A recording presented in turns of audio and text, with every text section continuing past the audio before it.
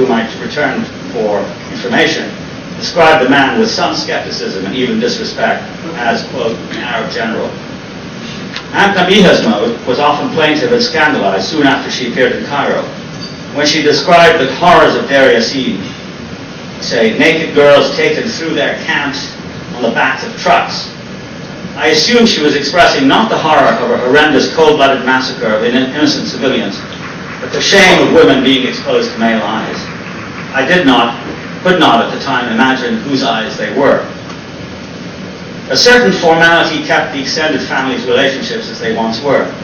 But I remember detecting fault lines, little inconsistencies and lapses that had not been there before. All of us seem to have given up on Palestine, never returned to, barely mentioned, missed silently and pathetically.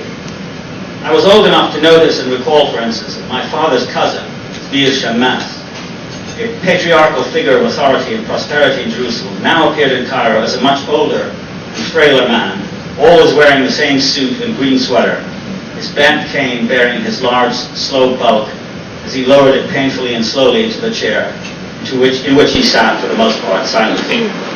His two unmarried daughters were attractive young women, one of whom worked as a secretary in the Canal Zone, the other in Cairo. His two sons were fractious, loud men whom I liked, but whose new insecurity expressed itself in loud, blustery attacks on Egyptians, Britishers, Greeks, Jews, and Armenians. Their mother had become a tremendous complainer, her high-pitched voice shrill with the difficulties of paying bills, finding a decent house, looking for work, and the like. We paid them the first of two visits in the office in a many-story, dingy apartment building with peeling walls and no elevator. I recall being alarmed at the relative emptiness of the flat and the air of forlorn lostness that seemed to belong nowhere it conveyed. My mother never mentioned what had happened to them, though they seemed so dramatically reduced and pathetic. I didn't ask my father.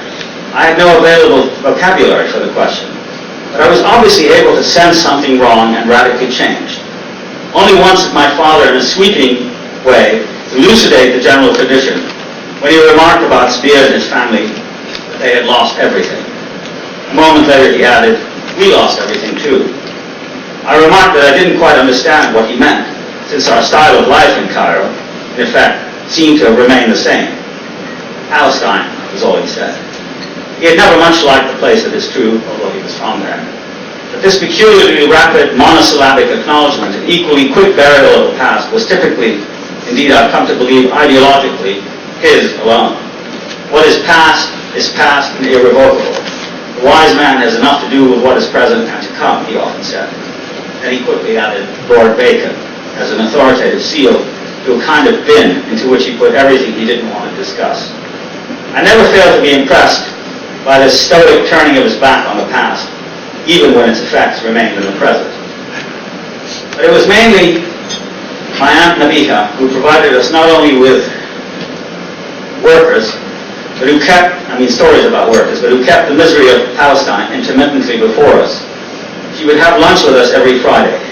I recall her dynamic presence, although she was a very short, tiny woman, and how she would describe the rigors of a week spent, because she made her whole life working for refugees by herself, how she would describe the rigors of a week spent visiting refugee families in Shubra, badgering callous government authorities about work and residence permits for her refugee family, and tirelessly going from one charitable agency to another in search of funds. It seems so inexplicable to me now that having dominated our lives for generations, the problem of Palestine, in particular its tragic loss, that affected virtually everyone we knew and had so deeply changed our world, should have been as completely repressed and left undiscussed or even remarked on by my parents and family. Palestine, after all, was where they were born and grew up, even though their life in Egypt and more continuously Lebanon provided a new setting for them. As children, my sisters and I were cloistered away from what my mother used to refer as bad people, as well as anything that might have disturbed what she called our little heads. But the repression of Palestine in our lives occurred, I think, as part of a larger depoliticization, indeed a hatred of and distrust of politics as a subject or realm that people like us, too precarious in Egypt for participation or even open discussion, might talk or do something about. Politics always seemed to involve other people, not us. When I began to be involved in politics 20 years later, both my parents strongly disapproved. "It will ruin you," said my mother. "You're a literature professor," said my father. "Why don't you stick to that?" His last words to me a few hours before he died were, "I'm worried what the Zionists will do to you. Be careful." Except for my mother, my sisters, father, and I were protected by our talismanic American passports, so that even those green booklets had the power to allow us to avoid politics, as we slipped by customs and immigration officials with what appeared to be laughable ease, leaving behind the less endowed lives of less fortunate people in those war and post-war years. So it was in 1947 and 48. And the thing that I remember the most, to conclude this personal segment, is that it seemed to me like, since I had no conception of politics, I was 12, I didn't know what they were, but it seemed to me like a gigantic medical emergency. Everybody who had been affected by it seemed ill in some way. And my aunt went around finding medicines for people, doctors, of course, and so on. And the effect of Palestine then was, first of all, this medical emergency, and second, very important to me, has remained with me, because of the example of my aunt, who devoted her life to the refugees. She was a widow, she was quite well off. And immediately after she arrived in Cairo, that's all she did. She took care of, there were no agencies, there were no, NGOs, there was nothing. There were 130,000, 140,000 refugees in Egypt. Most of them, all of them, without permits, without ability to work, totally disoriented. She somehow took charge of them. And this impressed me tremendously. But she did it there was no reward for her, except that she felt it was her duty. So the second biggest idea that I had as a result of those years was that Palestine equals service. That it's not about making a career or making a speech or anything like that, but it's something you do to help others in this unfortunate, terrible calamity that happened to a whole people. Now, this experience has been very important to all Arabs, I think. And what is striking, and this is really the theme of most of my comments, the rest of my comments today, what is striking to me is how little of that has made its way into the Jewish or Zionist consciousness, with a few exceptions. Alfred Lilienthal being one of them. That is to say, that there was another side to this terrible, to the creation of this new state, Israel. And it was a terrible catastrophe for the people whose lives were destroyed and whose society was eliminated in 1948. Look, for instance, at a recent appendix in the New Republic, which is not my favorite magazine. It's strange. My doctor, who's a very brilliant Indian, and works where I'm treated at Long Island Jewish Club in New York, told me once that he was completely brainwashed. He's married to a Jewish woman. He knew, although he is Indian, he knew nothing about this question, except what he read in the New Republic, and of course heard from his Jewish friends and so on and so forth. So a couple of years ago, I arranged for him to go to USA when he was at a convention, a hematological meeting in Israel, and it changes mind completely. I mean, he came around. And one of the results of this, which I'm happy to announce today, is that he canceled his subscription to the New Republic. Partly because he said they were always attacking me, but I feel responsible for you. I can't allow them to attack you and unsubscribe. Early this September, they published a symposium, which is called Zionism of 100, in the New Republic. Well, I mean, there's a long article by the egregious and indescribably unregenerate Martin Peretz, which goes on about how great Israel is and Zionism is and all the rest of it. But the rest of the articles, there are about 10 of them, and they're quite long, from many distinguished people, including Daniel Bell and Michael Ignatieff, not all of them Jewish, Krauthammer, Walter Lacour, and so on and so forth, David Price Jones, saying what an important thing it is, and so on and so forth. But what struck me is the almost total absence of any consciousness that the successes of Zionism are intimately related to the depredations and deprivations and catastrophes that have happened to the Palestinians during these 100 years. There isn't a single mention. And I want to just take one example, because he's somebody I know and think well of, a man called Leon Botstein, who's the president of Bard College. He's a conductor. And he's an intellectual, he's not a slight person. He's some substance. He appears on television. He's sort of thoughtful, etc. And although I've known him for a long time, his sister was a student of mine at Harvard. We've never really discussed Middle East. Although he's implied to me that he's a kind of liberal Zionist and is quite critical of Israeli occupation policies and so on and so forth. But at the end of his intervention in this symposium, The New Republic, this is what he says. Yet the legacy of the Zionism of 1897 remains with us in two key respects. And pay attention here to the absence of understanding of what, in a certain sense, he's talking about. First, these are the two respects in which the legacy of Zionism remains with us. First, Zionism, even as a code word, is the litmus test with respect to anti-Semitism throughout the world, even in America.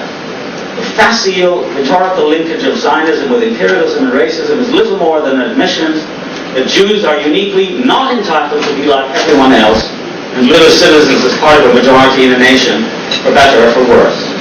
Zionism is mere than the state of Israel has proven the point that Jews are in fact just human. Israel has displayed a full range of human achievement and weakness and of decency, and its absence common to all nations. Comparatively speaking, one can make the case that Israel has behaved better given its circumstances. And the second important thing, he says, is that Israel has the second legacy of Zionism, is that Zionism is a doctrine central to which is a belief in an inclusive definition of who was a Jew and a firm conviction in the secular, non-discriminatory, democratic character of the Jewish state. Now, some of this is true, there's no question about it. But what is astonishing is that after 100 years of a continually unresolved, to a certain extent unreconcilable encounter between Zionist Jews in Israel and Palestinian Arabs, that this sort of half-truth and blind material can still be formulated by people of perfectly good sense on every other issue you can imagine. So there is some problem here which suggests to me, now I come to the second part of what I want to say, that despite its achievements, and they are considerable, I think it would be wrong to look at Israel today not as a passing phenomenon, but as a state with considerable achievements of its own, but a state that is at a tremendous impasse, kind of loss. I mean, I think that in spite of all the achievements which have been celebrated, I don't need to celebrate them here, but are real. An Air Force, an army of extraordinary power, an education system, a relatively democratic system compared to surrounding states, for Jews, of course. It has great ideas and influence in the world. In spite of all this, there is a kind of fundamental, in my opinion, loss. There's a kind of fundamental absence at the core of the whole thing, which is quite striking, which these symposias at the New Republic cannot seem to see. I think it's important to focus on. One example is to look at the failed attempt to kidnap the Hamas leader in Jordan the other day, which looks like a kind of bungling kind of thing, although I know Hamas has a conspiracy theory. Of course, people have suggested that there's a conspiracy behind it, that it's not. But I think it's accurate to see it as a continuing series of kind of clumsy interventions in the lives of other states that Israel practices. It's a way of showing contempt for the Arabs and the locale in which it is to be found. This is, of course, Netanyahu's view. But if they don't like it, well, what can they do about it? If the Americans don't like it, too bad for them. We're going to push our way around. We're going to do what we want. And this is, as I say, has been a long standing policy of the states. This interventionary, contemptuous attitude to Egypt, to Lebanon, to Jordan, to Syria, maintained through assassinations, through kidnapping, not only kidnapping of Arabs, but kidnapping of Jews. Think of Benunu being kidnapped on the streets of Rome. Invasions, like the invasion of Lebanon in 1982. All of this, maintaining what Ben-Gurion, when he was offered peace by the Arabs in 1949, always turned down because he thought it was better for Israel to be maintained in a state of siege, that it could grow and develop more if it wasn't connected to the Levantinization or Arabization that was going on all around. Yet at the same time, along with this attitude of contempt which we see in Netanyahu and his policies, is this other quite extraordinary strain, which is that Israel wants acceptance and normalcy. And what is puzzling to me is the failure of making the connection between the two, that you can't have normalcy, you can't have normalization, you can't have sense of acceptance and security if at the same time you're kicking people around and doing what you want with the scantest attention to the damage you're causing to human beings, among whom are the Palestinians, but also all the others. What the meaning of the occupation of South Lebanon, the continuing hold on the Golan Heights seems to be maintaining. This is something Netanyahu Sr., Netanyahu's father, wrote a book about. The Jews cannot live with other people, but they must always live in a state of apartness and exclusiveness. But attached to that is this quite peculiar and paradoxical sense that they want to be accepted. And one of the fantasies I've written about this, is like having conversations with some of these leaders whom I've never met, of course, probably never will meet, like Peres and Rabin, and the contemporary ones, Begin and Netanyahu, and saying to them, how long can you keep this up? How long can you continue to show contempt and use force to deal with the Arabs? And what is your goal? What is it you expect? That in the end, the Arabs will thank you, will love you, come to accept you because of your power and force? Or do you think they'll just simply go away and stop bothering you? What is the logical conclusion of all of this? How long can it go on? And I think this is really where the fundamental problem for Israel is today, and it's even more acute and more pronounced. And this is something I think that all of us as Arabs should pay very close attention to, which is that Israel is also now beginning to crumble around the notion of what is a Jew. Here's a Jewish state, with a whole series of basic laws for Jews, for immigration, for owning of land, etc., employment, and so on. And yet there seems to be a fundamental, a very radical disagreement on the notion of what is a Jew. And what does it mean now to be a Jew if it doesn't, A, to be opposed to non-Jews, which is really the policy of the state with regard to Palestinians and others in the area, but is also the beginning of an important rift between Jews themselves as to who is a Jew and who isn't a Jew. It seems to me this fundamental debate inside Israel is worth watching because it is a sign of in my opinion, the epistemological and moral impasse which Israel, after 50 years, almost 50 years, has come. I think one ought to pay very close attention to that. If we look on the other side, 80 years after Balfour, the Arab situation is equally parlous, is equally depressing. Here we are, part of the world endowed with lots of resources. I'm speaking of the whole region now. Lots of resources, human and otherwise. A tremendous amount of land and natural endowments, and yet strangely without power.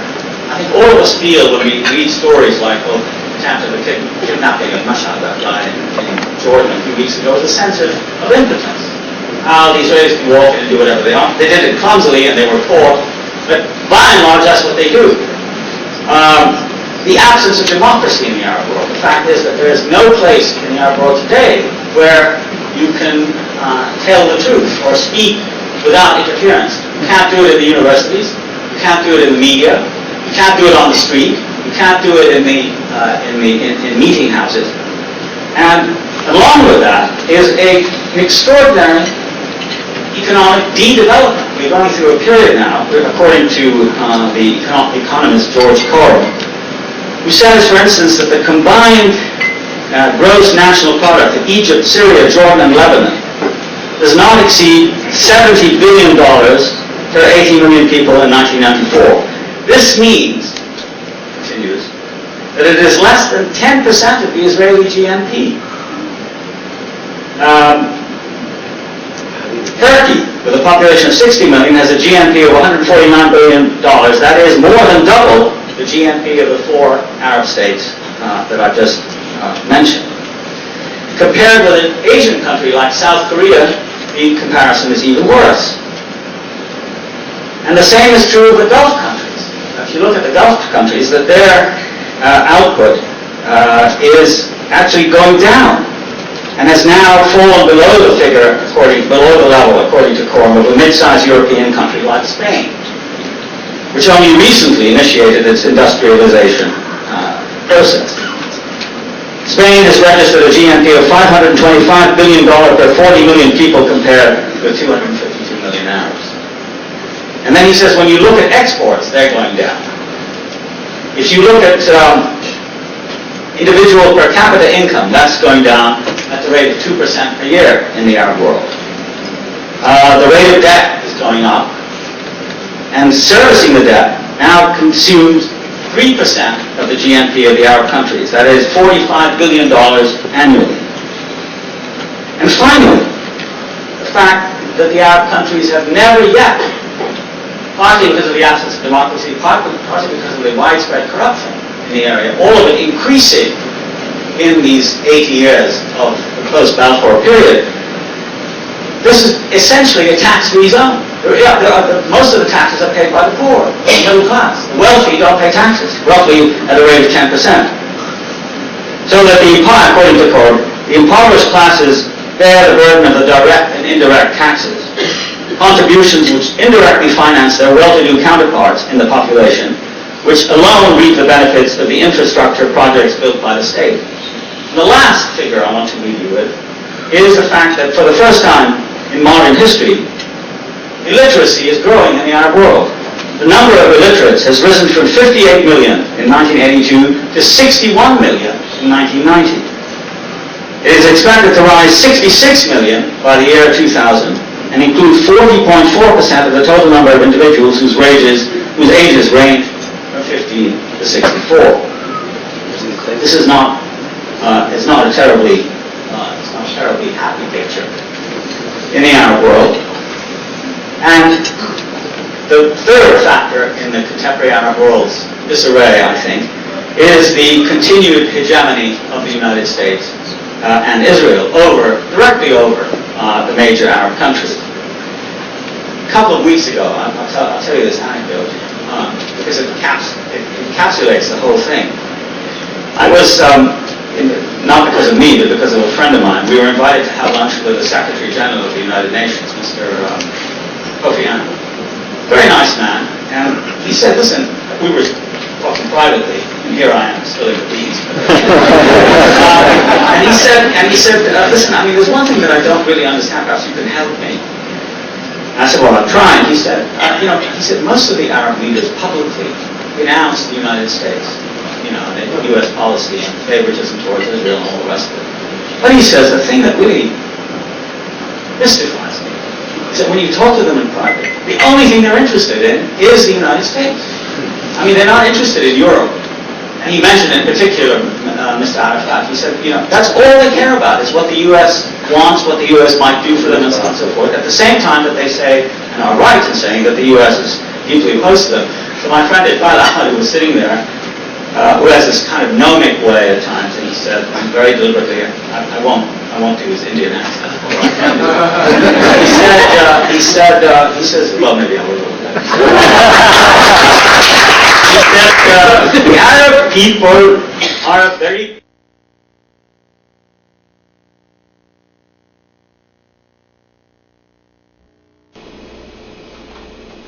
I'm Mark Bruzonsky, your host for this weekly program, Mideast Realities, and thank you for watching. If you too are concerned about the situation in today's Middle East and about U.S. policies toward that crucial region of the world, and if you'd like to meet like-minded persons, why don't you come to one of our weekly social meetings? I'll be there, of course. Just give us a call for details.